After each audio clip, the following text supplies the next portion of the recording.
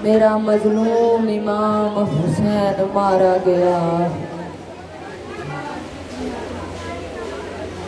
इतना मजलूम के आँखों के सामने अपना शादाब बाग उजड़ते हुए देखा।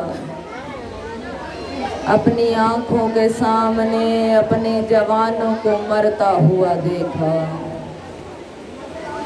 इतना गरीब हो चुका था कि अपने जवान बेटे अली अकबर का लाशा भी खुद उठाया है।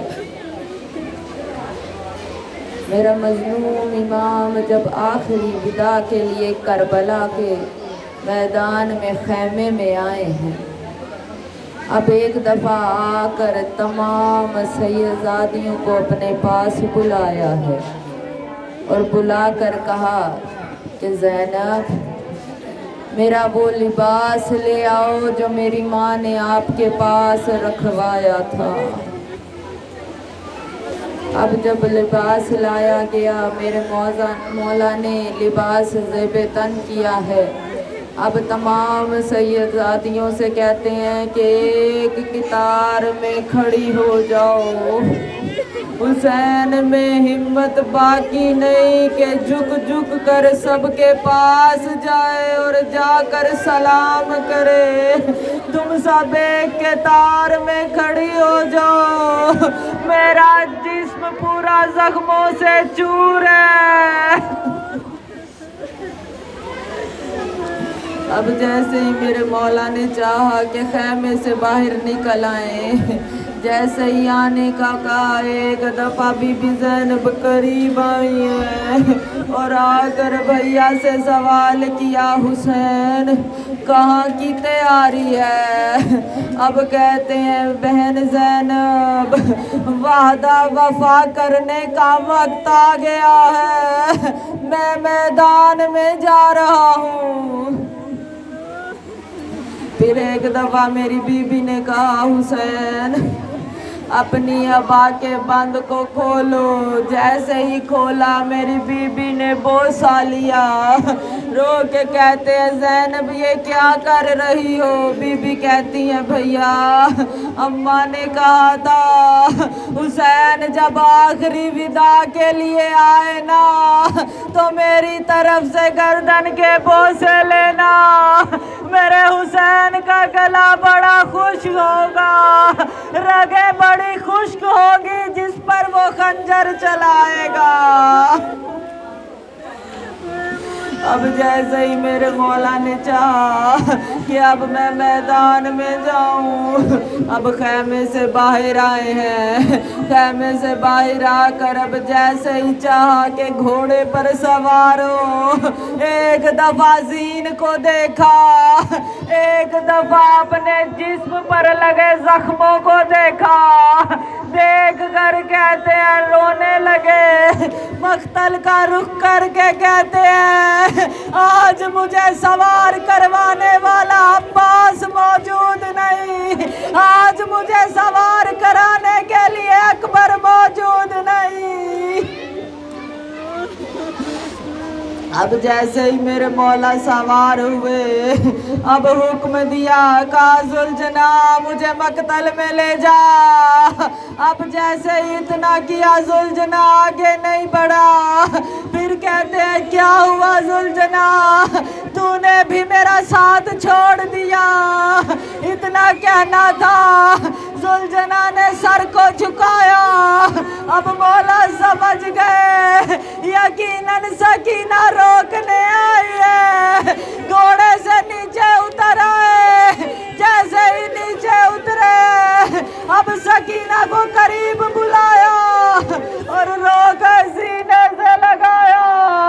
लगा के कहते हैं, सकीना मैं परवरदिगार से दुआ किया करता था, परवरदिगार मुझे एक ऐसी बेटी अता करना जो मेरे सीने पर सोने वाली हो, जिसके बगैर मुझे चैन ना आए।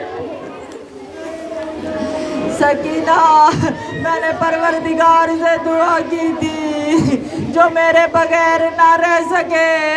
मैं उसके बगैर ना रह सकूं, जो मेरे बगैर ना सो सके, मैं उसके बगैर ना सो सकूं। और जब मुझे शहीद किया जाए ना, वो तड़पती रहे मेरे बगैर, जिसे जीना ना आता हो।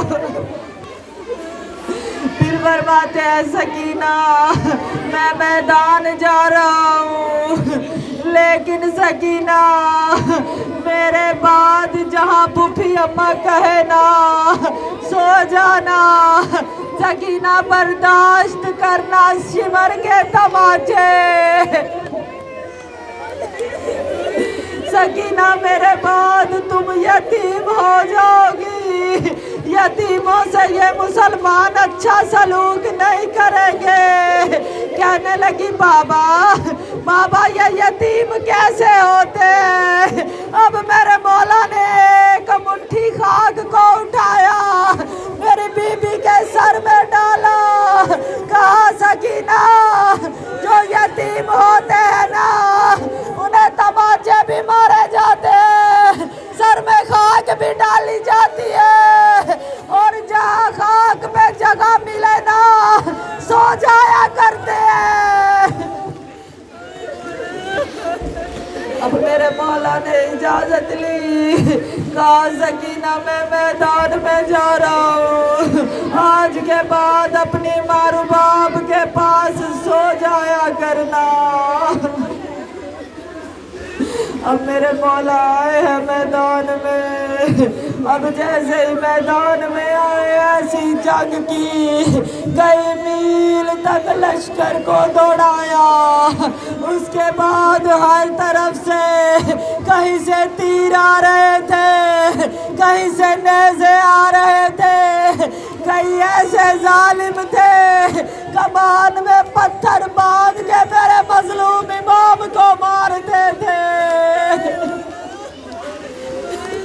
अब रावी कहता है कि मौला के 4000 ऐसे थे जो करबला में काम करना छोड़ चुके थे।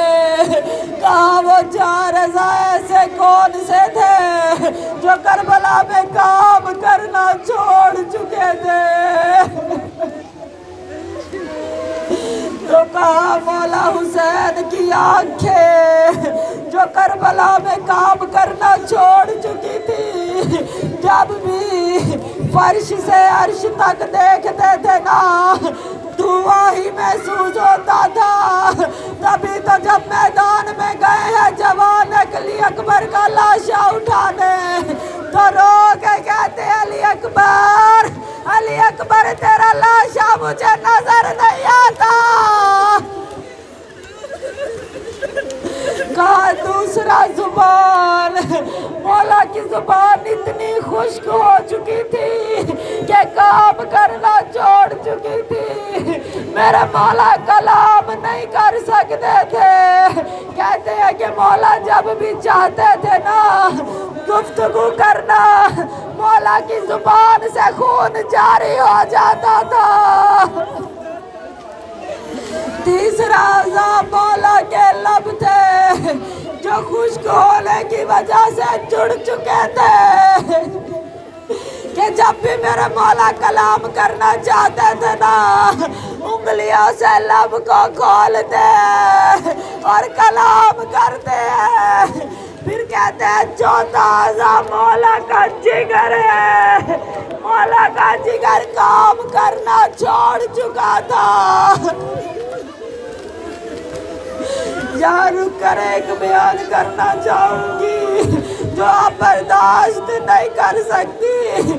कहते हैं करबला में 2 हस्तियां ऐसी थी, अगर उन्हें पानी दे भी दिया जाता तो उनकी शहादत हो जानी थी। कहा वो 2 हस्तियां कौन सी हस्तियां थी? तो कहने लगे एक जनाब अली असगर थे, जिन्हें पानी मिल भी जाता तो बचना मुश्किल था। दूसरी हस्ती मेरे मौला हुसैन की है, जिन्हें पानी मिल भी जाता ना तो बचना बड़ा मुश्किल था।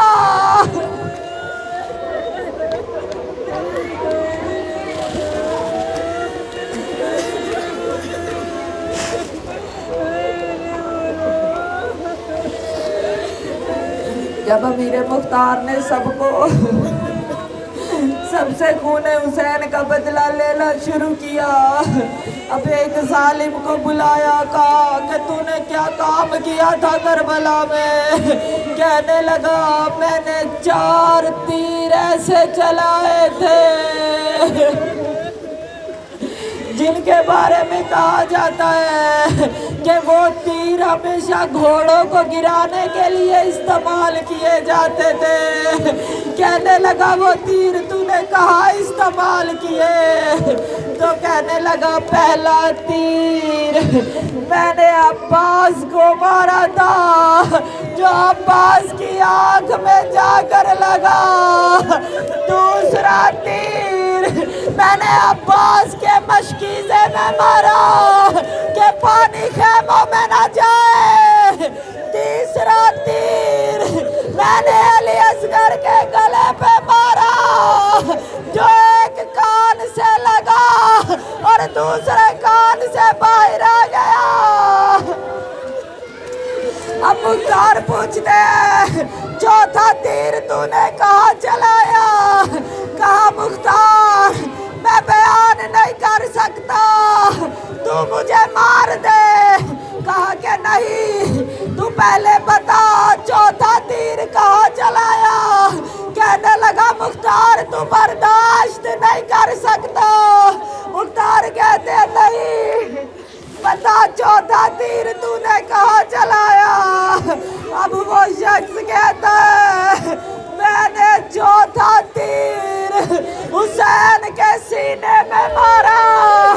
अब उसको हुसैन बर्दाश्त ना कर सके, घोड़े की सीन पर संभल ना सके, घोड़े की सीन से गिर गए।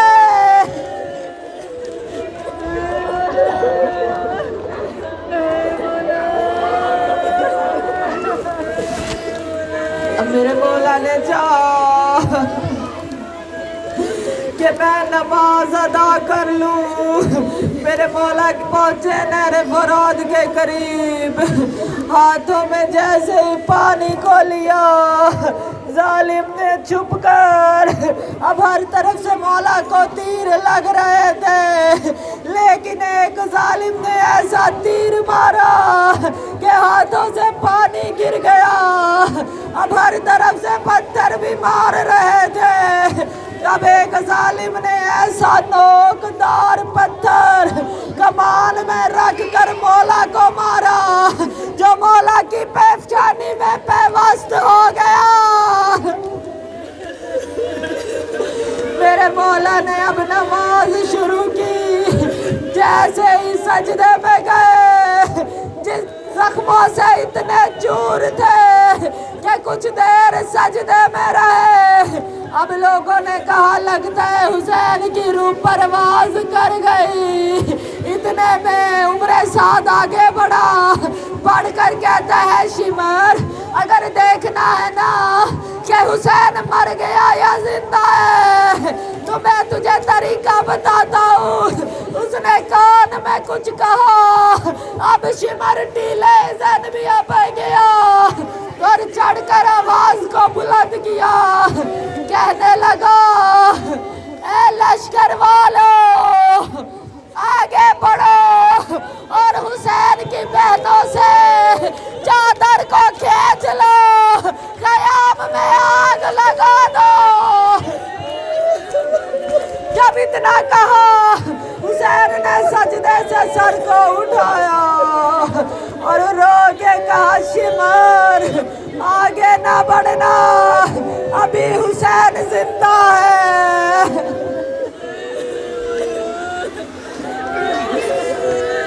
जब इतना गाना शिमर आगे ना बढ़ना, अभी हुसैन जिंदा है।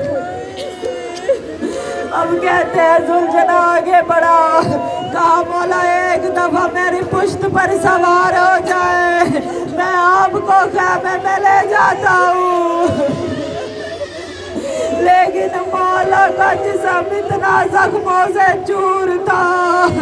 अब जुल्जना ने अपने जिस्म पर मौला का खून लगाया, अपनी पेशानी पे मौला का खून लगाया और गया है ख़याम में। जैसे ही ख़याम में पहुंचा ना, यकीनन बेजुबान जानवर ने रोकर कहा होगा, बीबी हुसैन मारे गए, आपके भाई मजलूम की मैं हिफाजत न कर सका।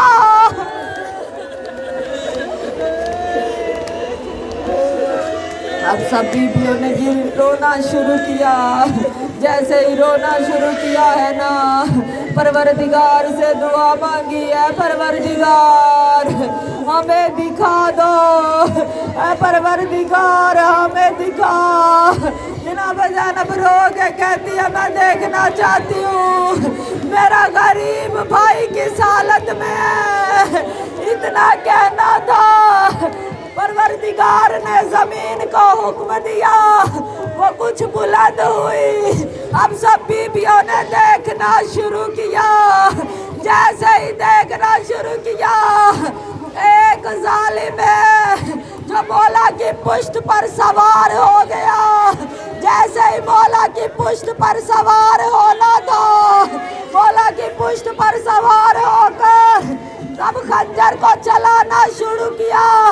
इतने में क्या देखा कि मेरे मौला हुसैन ने जैसे ही उस जालिम की तरफ निगाह की, निगाह का करना था, वो पुश्त से उतर गया।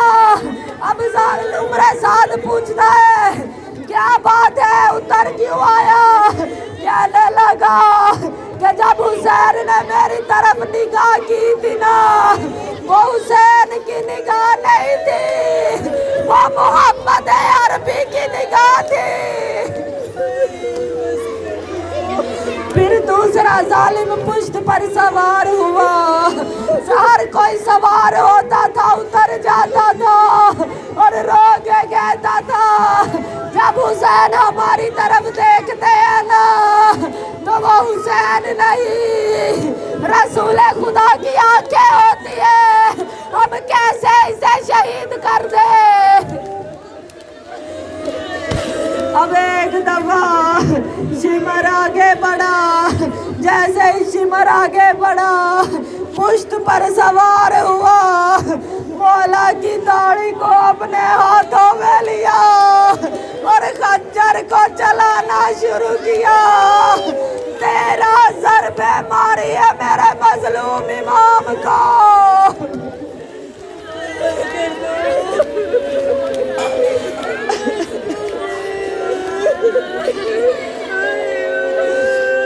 अब जैसे ही मारना शुरू किया, पहली ज़रब चली, हजरत नबी आदम ने रुख मोड़ लिया, कहा मैं बर्दाश्त नहीं कर सकता। अब जैसे ही दूसरी ज़रब चली, नबी नूह ने भी रुख मोड़ लिया, कहा मैं बर्दाश्त नहीं कर सकता। अब जैसे ही तीसरी ज़रब चली, हजरत इब्राहिम ने कहा मैं अपने बेटे को ज़िबा करना बर्दाश्त नहीं कर सकता था, मैंने आंखों पे पट्टी बांध ली, मैं ये बर्दाश्त नहीं कर सकता। अब हजरत इब्राहिम ने भी रुख मोड़ लिया। अब जैसे ही फिर उसने ज़रब चलाई, रसूल खुदा ने रुख मोड़ कर कहा, या अली अब आप जाने और हुसैन जाने, मैं बर्दाश्त नहीं कर सकता। अब जैसे ही अली ने भी रुख मोड़ लिया और रो के कहते हैं, ज़हरा मैं बर्दाश्त नहीं कर सकता, अब आप जाने और हुसैन जाने। अब जैसे ही शिमर ने आखिरी ज़रब चलाई, मेरी बीबी ने अपनी झोली के दामन को फैला लिया, कहा शेब्र मैंने चकिया पीस कर हुसैन को पाला था।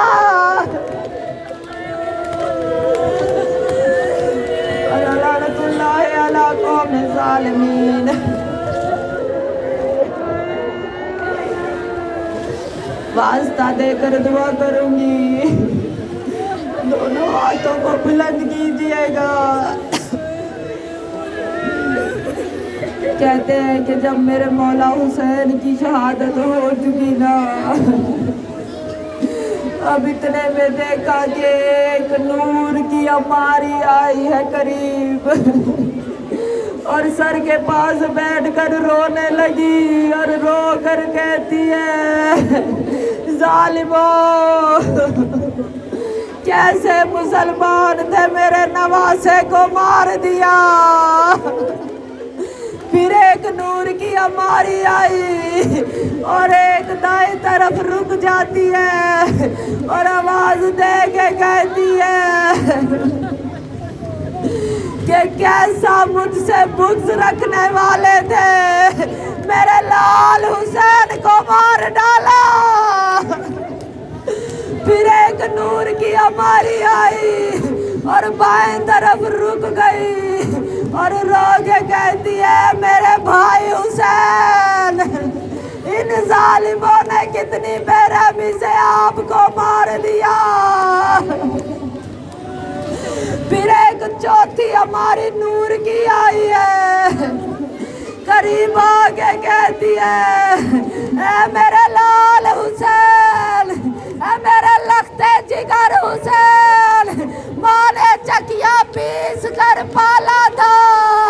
जब इतना कहा है ना, एक कटे हुए सर से सदाई, माँ वो जो झाड़ियों के पीछे है ना, उसने मेरी उंगली को भी काट दिया।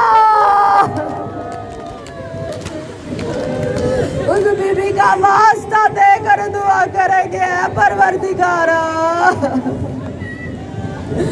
मेरे वक्त के इमाम का जल्द अज जल्द ज़हूर फरमा। ऐ परवरदिगार मेरे वक्त की इमाम पे लब्बैक कहने की तौफीक अता फरमा। ऐ परवरदिगार उस इमाम का वास्ता देंगे जो ज़ियारत नाहिया में आज भी रो के कहता है कि मेरे जद हुसैन के जिस्म पर इतने जख्म थे कि जब भी सांस लेते थे ना, जख्मों से खून का फव्वारा निकल आता था। मेरा सलाम हो मेरे जद मजलूम इमाम पर। वास्ता देकर दुआ करेंगे परवरदिगार, हमें आइंदा साल अपने वक्त के इमाम के साथ ये फर्शे अज़ा पर बैठना नसीब करना। वास्ता देंगे जनाब रुबाब की उजड़ी हुई गोद का, जिसकी दो ही औलाद थी, एक करबला में रह गई और एक शाम में, जो नहीं जानती थी कि करबला में असगर को तीर मारा जाएगा, मेरे बेटे असगर को ऐसे पानी पिलाया जाएगा। उस बीबी का वास्ता देकर दुआ करेंगे परवरदिगार, जितनी भी माँ यहाँ औलाद की हाजत लेकर आई है, उन सबको औलाद नरीना अता फरमा। मातमे हुसैन।